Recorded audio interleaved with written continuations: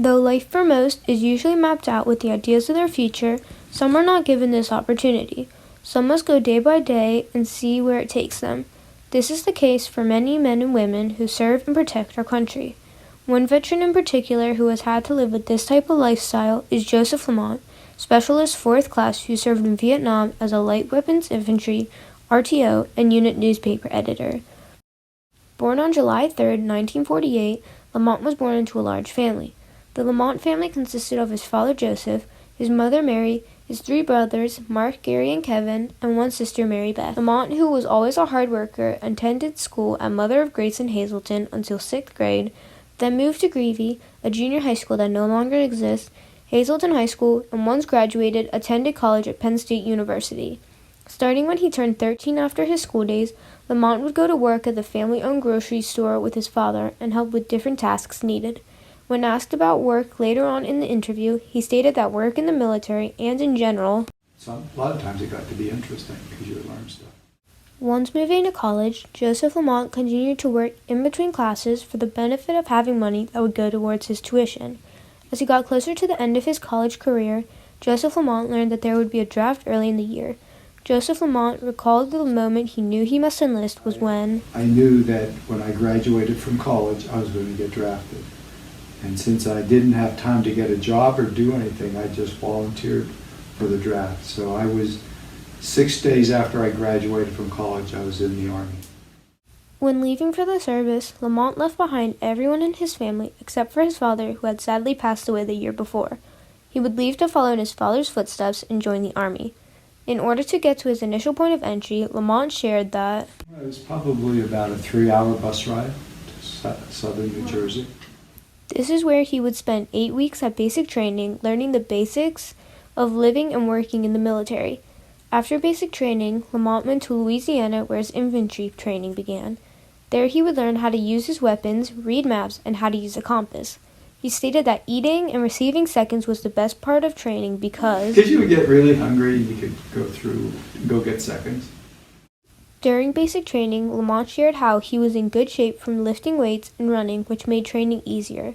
His most memorable memory of basic training was that I stayed in a bunkhouse, so there were maybe 40 people or so in a floor, and you just had to do the same thing. And you worked together, you trained together, you exercised together, so you just got to have friends. Though there were many men during basic training, Lamont quickly learned what being lonely meant. He shared how he had to learn how to deal with it and how it comes and goes quickly. For him, the loneliness came from how much he missed his family and the lack of friendships as he continued in the Army. You went from different assignments and you didn't know people again. That's what would happen. So then you'd have to get new friends and get comfortable. Though he got this feeling sometimes, Lamont was very busy and usually quickly forgot about it. This feeling also left him usually because of the large numbers of people in basic training. For clothing, the soldiers received jungle pants, a jungle shirt, socks, and a hat.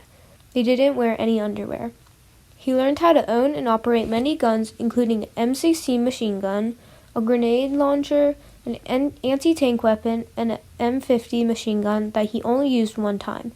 Though he didn't have any of his friends from basic training with him after leaving, by accident, a friend of his was later brought to the area and they were later able to spend a short amount of time together. During basic training, there was also a daily morning march. During this march, Joseph Lamont thought about random things, and so his marching was not very impressive to the captain. However, once earning an award for being the best marksman, his captain's thoughts on Lamont changed drastically. During basic training, Lamont also received a few promotions, starting as an E1 and ending as an E4. These classes are what the soldiers are classified as. When you start basic training, you are an E1, and after training you become an E2 and later an E3 and E4. The first 3 groups are classified as a private class, and an E4 group was known as a specialist class. After basic training, Lamont received his first assignment, an infantry company in Vietnam. He was part of War Zone 3, which was one of the searching groups that went in a cloverleaf pattern. Each group would move in this pattern to make sure the land was being patrolled. There they would search the land to check for bad guys and any supplies of theirs that would show they had been there. If there was evidence of people being there, The group would call it in on a radio and wait for the response to destroy it. They usually would only find little items such as medical equipment, food, or some sleeping gear due to the people most likely fleeing fast. Lamont shared when asked if it took long for the base to answer that it did not because they pretty much knew if they were interested in it. His next job in the infantry group was working as a RTO. This stands for a radio telephone operator, a job that he held for most of his time in the infantry. He would use codes to send messages to the operator, which he mostly learned through self-taught lessons. The radio was not an easy task for everyone, as you had to find the correct frequency to reach the group's radios. While working in this position, the group had many moments of close contact. During these moments, Lamont said that the group would get down low and figure out what your next steps were going to be and, fire back and things like that. Because they were in the jungle, it was too thick to see where you were shooting, and so they had to make an estimate of where they were aiming. Lamont received lots of supplies while working in the infantry. He received a rifle, a rucksack, gear to sleep with, canteens, ammunition, clips to hold the ammo, magazines for when you receive breaks, a helmet, and a flak jacket to protect you from flying pieces of metal from breaking bombs. However, they never needed to use the jacket as it was not needed because warm, so if you didn't have to use it, you wouldn't use it. The military had a 3-week cycle that consisted of being in the jungle for 18 days and then having 3 days to get a shower and a clean change of clothes. Lamont always made sure to keep an extra pair of socks because if it got really wet, you can change your socks and keep your feet from getting fungus or anything. During the day, Lamont shared that You pretty much got up when it was light out, and you kind of kept doing it, kept working until it was starting to get dark. So I didn't wear a watch, but it was pretty much all day long in the jungle. throughout the day, the soldiers would receive breaks to relax and eat. There were 2 kinds of food served to Lamont in Vietnam: sea rations and IRPs, long-range patrol food. These foods were canned meat or bread. He would also have dried food like spaghetti, pork and potatoes, or beef and rice. His drinks consisted of water and hot chocolate.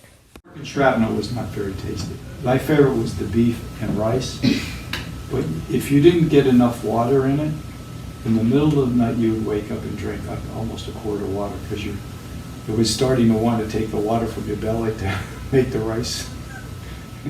Most soldiers would also write to their families to send them food. Lamont explained that You wouldn't get mail every 3 days, but some mail would arrive. And if your mom you'd wrote to your mom and let her know she'd send you a package, and it would have different food that you like crackers, Cheez-Its or some good stuff. this is how the soldiers would talk to their friends and family at home, through mail. Lamont mostly got mail from his mom and brothers, who had to write to an address with his name and unit on it called an APO. He would not ask for lots of food as they had to travel lightly. Some common items his mom would send him were Tabasco sauce and cookies. So there'd be a number of little items that my mom would put together to try and make it fun. After a long day of work, Lamont and his fellow troops had a night defensive position that was on a higher point of ground so they could have people watching what was below them. Military basic concept. Once finding their position, they would sleep for about 7 to 8 hours while taking turns pulling guard duty for about an hour each night. They slept in hammocks that were tied between bamboo or some trees. They would also have bunk beds in the rear. Lamont would get up around 6 o'clock. After the first half of his 18-month service, Joseph Lamont left the infantry training to help work on the unit newspaper. The unit newspaper was used for enjoyment of the soldiers. The newspaper was handed out every 2 weeks and included a calendar, pictures of the soldiers, and stories telling about events happening around the base. He performed this job in Benoit. The stories could not tell in-depth information due to the fact that if a bad guy received one, they would not know any valuable information. Lamont started out as a stringer, which was a job where you would get pictures and stories about what was going on around the base. He luckily had a roommate in college who owned a camera and allowed him to use it, which gave him the skill for taking photos used in the newspaper. Throughout his time as a stringer, Lamont was able to catch numerous rides on helicopters and deuces, which Lamont described as like a big dump truck that military use them for all kinds of things. And you just sit in the back of the dump truck and go to someplace and get some stories. He would use these as transportation to get his stories. Then he later became an editor and had to proofread the newspaper for mistakes and to check that no private information about their work was being shared. He also would work on the layout for the newspaper and how to put as much information on the newspaper as he could. After all the work he did in his jobs, Lamont received 4 medals from his work. The first medal he received was the Military Defense Medal. Everyone in the military would receive one of these. He also received the Vietnam Service Medal, which everyone got for serving in Vietnam. The next one he received was the Army Commendation Medal, which he shared the fact that Special medal they gave me for the work that I did on the newspaper, because I had volunteered to do the editing work, which was a pretty big job on the newspaper. The last medal he received was the Bronze Star, that was awarded to a large group of people who were clearing out a large area of land, which Lamont shared that I had some little part in it. I didn't even know all this was going on because I was just an infantryman. for good luck, Lamont wore a rosary around his neck because he is Catholic. He When said, I was in college, I kind of looked around at different religions and philosophies. he wasn't a strict Catholic until he was in Vietnam and came to have a stronger faith. He wore that rosary to remind him to pray and keep a strong faith with his religion. Out of all the enlisted men, Lamont was one of the oldest because he had a college degree and came out as a enlisted person. He was around 2 to 3 years older than the enlisted men and around the same age as the lieutenants. Something Lamont has always had in his professional career was a team. In the Vietnam War, he didn't just have a team, he had brothers and sisters that would put their lives on the line for each other. Lamont says that the best part of his service experience was the friendships he When I made. look back on it, I think of the people that I was He with. hasn't been in touch with these friends until recently when a friend he worked with a lot found him online. He hasn't seen anyone else since the war. We didn't take pictures, we didn't write letters to each other, we didn't exchange phone numbers or addresses. It was just, we were all right in the moment. Along with many friends, Lamont also had some people that he didn't get along with. He said, The one I can remember, he was sort of, he was kind of dangerous to be around because he was really afraid. So he would fire his weapon when you shouldn't. There was another guy who, he was just, I mean, it seemed like he was just looking to pick a fight. I think he would even recognize, he would even pay attention to him, but all of a sudden it was like he did something to him. It just, it was strange. Lamont just made sure to stay clear of guys like that. There were some unusual events that happened during his service. One of the best was we were out in the jungle, and it was really dark, and we were pretty close to Cambodia. And there was, like, knew there were bad guys in the area, and a monkey at night ended up, I guess, jumping on or just brushing against this guy's hammock. He screamed out like he was getting his throat slit.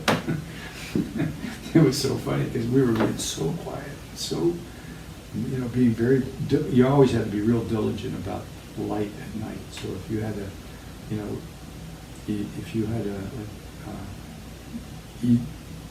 you had to be real careful. If you had to see something, you couldn't just have like a flashlight or light a match or anything like that. But after that, it didn't matter. Everybody around knew where we were. Another time we were out in the jungle, and we heard some elephants. But that was kind of interesting. We tried to chase them down, but we couldn't find them.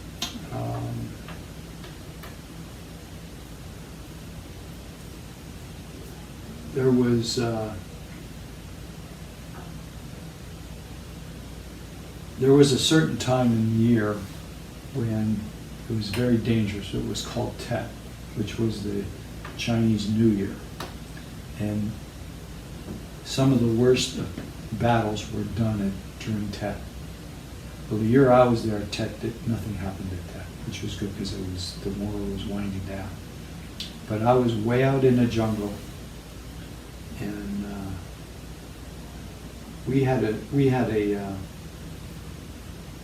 we we had flares. And if somebody was pulling guard duty and they saw something in some movement, they wanted to alert everybody, they popped a red flare, they'd click it and shoot it, and it would go up in the air, and it would be, and that would all of a sudden, that would alert everybody. Anybody that was awake would see that, and they'd call out, what we used to say. But essentially, we're being, it's bad guys. So somebody popped the red flare, and all of a sudden everybody got out, and we were starting to shooting. And I think somebody popped the red flare for fun.